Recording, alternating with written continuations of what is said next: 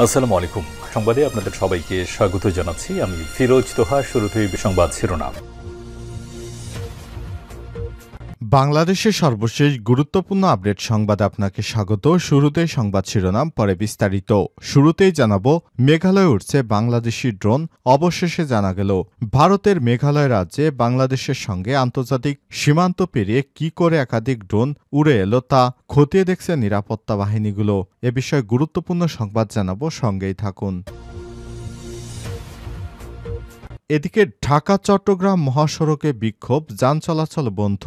রাজধানীর টঙ্গীতে বিশ্ব ইজতেমার ময়দানে তাবলিগ জামাত ও এদের দুই গ্রুপের মধ্যে সংঘর্ষের ঘটনার সুষ্ঠু তদন্ত ও দোষীদের বিচারের দাবিতে ঢাকা চট্টগ্রাম মহাসড়ক অবরোধ করে বিক্ষোভ করছে জুবায়েরপন্থীরা। এ সময় মহাসড়কের দুই পাশে প্রায় ৬ কিলোমিটার এলাকা জুড়ে যানজটের সৃষ্টি হয়। এরপর জেলা প্রশাসকের নির্দেশে তারা রাস্তা ছেড়ে দিয়েছে।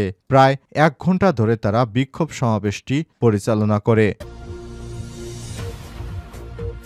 জানাবো, আদানি পাওয়ারের বিরুদ্ধে কর জালিয়াতির অভিযোগ, চুক্তি পর্যালোচনার দাবি অন্তর্বর্তীকালীন সরকারের। শেখ হাসিনা সরকারের পতনের পর থেকেই ভারতের সঙ্গে বাংলাদেশের বিভিন্ন অসম চুক্তির বিষয় সামনে আসছে। বিভিন্ন মহল থেকে সব চুক্তি বাতিল কিংবা পর্যালোচনার দাবি উঠেছে। সব চুক্তির মাধ্যমে হাসিনার আমলে ভারতীয় ধনকুব গৌতম আদানির সঙ্গে যে অসম চুক্তি হয়েছে, এ বিষয়টি অন্তর্বর্তীকালীন সরকার সামনে এনেছে। এবারে জানাবো, অর্থনীতির নাজুক পরিস্থিতি সামলানো অন্তর্বর্তীকালীন সরকারের জন্য চ্যালেঞ্জ, জানালো আইএমএফের মিশন প্রধান। আগস্টে দেশের রাজনৈতিক প্রেক্ষাপটের প্রভাব পড়েছে অর্থনীতিতে। গতি হারাচ্ছে বাংলাদেশের অর্থনীতি, যা সামলানো অন্তর্বর্তীকালীন সরকারের জন্য বড় চ্যালেঞ্জ। আজ বৃহস্পতিবার ১৯ ডিসেম্বর অর্থ মন্ত্রণালয়ে সংবাদ সম্মেলনে চলমান কিস্তিয়ার আর্থিক খাতের নানা প্রসঙ্গে সংস্থার পর্যবেক্ষণ তুলে ধরে বাংলাদেশে আইএমএফের রিভিউ মিশন প্রধান ক্রিস পাপজর্জিও। এদিকে ঢাকায় মুক্তিযোদ্ধা দলের সমাবেশ স্থগিত। বিএনপির মহাসচিব মির্জা ফখরুল ইসলাম আলমগীর বলেছেন, খালেদা জিয়া অসুস্থ থাকার কারণে ঢাকায় জাতীয়তাবাদী মুক্তিযোদ্ধা দলের সমাবেশ স্থগিত ঘোষণা করা হলো। বৃহস্পতিবার ১৯ ডিসেম্বর সকালে গুলশানে চেয়ারপারসনের রাজনৈতিক কার্যালয়ে সংবাদ সম্মেলনে সব কথা জানান তিনি। এবং সর্বশেষ জানাবো, শেখ হাসিনার বিরুদ্ধে গুমের সংশ্লিষ্টতার তদন্তকে স্বাগত জানিয়েছে যুক্তরাষ্ট্র। বাংলাদেশের সমসাময়িক বিভিন্ন ইস্যু উঠে এসেছে মার্কিন পররাষ্ট্র দপ্তরের ব্রিফিংয়ে। এবার ব্রিফিংয়ে শেখ হাসিনার বিরুদ্ধে গুমের সংশ্লিষ্টতা ও মার্কিন নিষেধাজ্ঞা ইস্যুতে যুক্তরাষ্ট্রের অবস্থান জানতে চাওয়া হয়েছে। এ বিষয়ে নিজেদের অবস্থান স্পষ্ট জানিয়েছে যুক্তরাষ্ট্র। সেখানে জানানো হয়েছে, শেখ হাসিনার গুমের সঙ্গে সম্পৃক্ততা পাওয়া গেছে। এ বিষয়ে আপনাদের মতামত কি? তারা জানিয়েছে, বাংলাদেশে যে গুম হয়েছে এগুলোর সাথে শেখ হাসিনা জড়িত, তার বিরুদ্ধে যে প্রতিবেদন দাখিল হয়েছে বা অন্তর্বর্তীকালীন সরকার শেখ হাসিনার বিরুদ্ধে যে পদক্ষেপ নিয়েছে, সে ব্যাপারে আমরা স্বাগত জানাই। প্রিয় দর্শক, এতক্ষণ শুনছিলেন সংবাদ শিরোনাম, এবারে বিস্তারিত। তবে তার আগে বন্ধুরা, অনুরোধ থাকবে সংবাদটিতে একটি লাইক দিন। এই চ্যানেলে আপনি নতুন হয়ে থাকলে আমাদের সংবাদটি দেখতে দেখতে চ্যানেলটি সাবস্ক্রাইব করে রাখুন। কমেন্ট করে আপনার মূল্যবান মতামত জানিয়ে দিন বন্ধুরা, আপনি বিশ্বের কোন দেশ থেকে বা বাংলাদেশের কোন স্থান থেকে আমাদের সংবাদটি দেখছেন এবং শুনছেন। এবারে বিস্তারিত। মেঘালয়ে উঠছে বাংলাদেশি ড্রোন।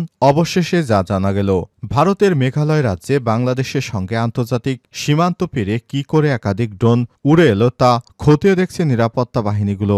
চেরিপুঞ্জির কাছে কয়েকদিন আগে যে ড্রোনগুলো পাওয়া গেছে, সেগুলো বাংলাদেশের থেকেই ওড়ানো হয়েছে বলে নিশ্চিত করেছে মেঘালয়ের উপমুখ্যমন্ত্রী ও রাজ্য পুলিশ মন্ত্রী প্রেস্টন তিনছং সংবাদ মাধ্যমকে জানিয়েছে, সীমান্তে দায়িত্বে বিএসএফ এবং কেন্দ্রীয় সরকারের রয়েছে। তবে বাংলাদেশ থেকে ভারতে অনুপ্রবেশে যেসব চেষ্টা চলছে বা সম্প্রতি যে ড্রোন চেরাপুঞ্জি পর্যন্ত উড়ে এসেছিল, এ ধরনের বিষয়গুলো নিয়ে সবসময় রাজ্য এবং কেন্দ্রীয় সরকারের মধ্যে বিস্তারিত আলোচনা হয়। কেন্দ্রীয় স্বরাষ্ট্র মন্ত্রণালয়ের সঙ্গে নিয়মিত যোগাযোগ রেখে চলেছি আমরা। চলতি কথায় এগুলোকে ড্রোন বলা হলেও আদালতে এগুলো চালকবিহীন উড়ান বা অ্যানবন্ড এরিয়েল কম্ব্যাক্ট হেভিকেল যে ড্রোনগুলো পাওয়া গেছে সোহরা আর শেলা অঞ্চলে সেগুলো কি মডেলের ড্রোন তা নিয়ে অবশ্য কিছু অস্পষ্ট আছে। ভারতের গণমাধ্যমে লেখা হচ্ছে ড্রোনগুলো তুরস্কের তৈরি বাইরাক্তার TB2 মডেলের ড্রোন। বলা হচ্ছে বাংলাদেশের সশস্ত্র বাহিনী বাইরাক্তার সংস্থার সঙ্গে 2022 সালে চুক্তি করে TB2 ড্রোন কেনার জন্য। সেটি ছিল সেদেশের সামরিক বাহিনীর প্রথম সামরিক অস্ত্র বহরে ও হামলা সক্ষম কোনো ড্রোন।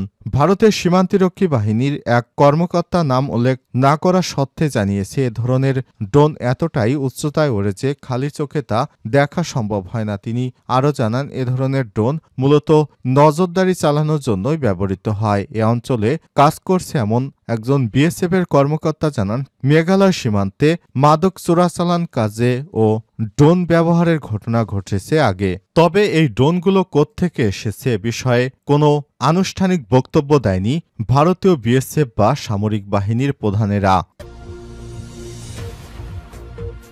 ঢাকা চট্টগ্রাম মহাসড়কে বিক্ষোভ, যান চলাচল বন্ধ। রাজধানীর টঙ্গীতে বিশ্ব ইজতেমার ময়দানকে কেন্দ্র করে আজ ঢাকা চট্টগ্রাম মহাসড়ক বন্ধ করে বিক্ষোভ শুরু করেছে জোবাইরপন্থীরা। এ সময় মহাসড়কের দুই পাশে অন্তত ৬ কিলোমিটার এলাকা জুড়ে বিশাল যানজটের সৃষ্টি হয়েছে।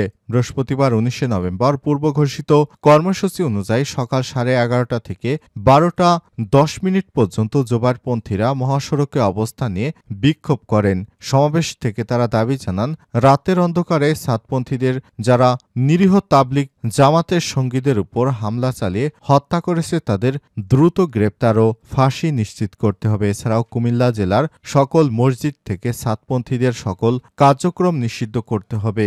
যে ধারায় সন্ত্রাসী সংগঠন হিসেবে ছাত্রলীগকে নিষিদ্ধ করা হয়েছে তেমনি তাদেরকেও নিষিদ্ধ করার পদক্ষেপ নিতে হবে। কুমিল্লার উলামা মাশায়েখ ও সর্বস্তরের তৌহিদি জনতার ব্যানারে এই বিক্ষোভ সমাবেশ ও মিছিল অনুষ্ঠিত হবে। এদিকে খবর পেয়ে কুমিল্লার অতিরিক্ত পুলিশ সুপার প্রশাসন অর্থ রাফায়েতুল ইসলাম ও জেলা প্রশাসনের নির্বাহী ম্যাজিস্ট্রেট অবরুদ্ধ স্থলে গিয়ে পরিস্থিতি নিয়ন্ত্রণে আনেন। পরে বিক্ষোভকারীরা মহাসড়ক ছেড়ে দিয়ে কুমিল্লা জেলা প্রশাসকের কার্যালয়ে গিয়ে স্মারকলিপি প্রদান করে। আদানি পাওয়ারের বিরুদ্ধে কর জালিয়াতির অভিযোগ, যুক্তি পর্যালোচনার দাবি অন্তর্বর্তীকালীন সরকারের। শেখ হাসিনা সরকারের পতনের পর থেকেই ভারতের সঙ্গে বাংলাদেশের বিভিন্ন অসম চুক্তির বিষয়ে সামনে আসছে।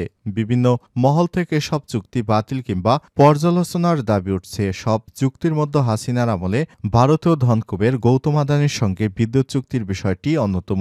কোনো ধরনের দরপত্র ছাড়াই আদানি পাওয়ার লিমিটেডের সঙ্গে 25 বছরের জন্য অতিরিক্ত দামে বিদ্যুৎ সরবরাহ চুক্তি করে আওয়ামী লীগ সরকার। এবার এই কোম্পানির বিরুদ্ধে চুক্তি ভঙ্গের অভিযোগ করেছে অন্তর্বর্তীকালীন সরকার। এমনকি এই চুক্তির বিষয়টি পর্যালোচনার দাবিও তুলেছে ড.